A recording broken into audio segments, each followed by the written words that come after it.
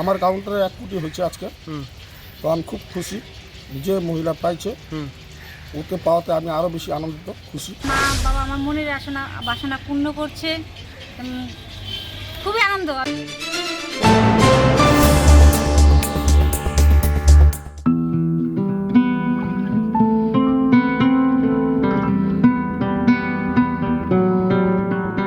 দার্জিলিংয়ের খড়িবাড়ির বোলাইছড়া এলাকার সাধারণ বাড়ির সাধারণ গৃহবধূ এক সকালেই মালামাল।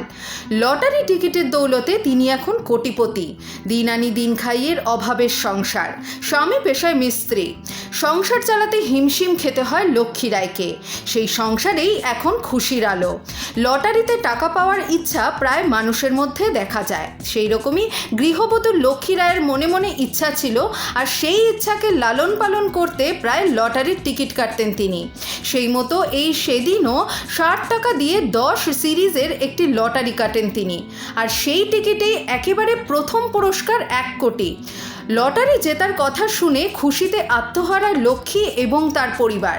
এবার সংসার চালাতে আর ভাগ্যের ওপর নির্ভর করতে হবে না। ভাগ্য তাদের উপর করে আশীর্বাদ দিয়েছেন। আমার কাউন্টারে 1 কোটি হয়েছে আজকে। তো আমি খুব খুশি যে মহিলা পাইছে। ওকে পাওয়াতে আমি আরও বেশি আনন্দিত, খুশি। কোথাকার পাইছে? বাতাসি কালীবাড়ি। কে পাইছিল? লক্ষ্মী রায়। একটার একটা মর্নিং কত সিরিজ কাটছিল? 10 সিরিজ 2টা নম্বর। নমস্কার, আমি লক্ষ্মী রায়। এই আমার হাজবেন্ড।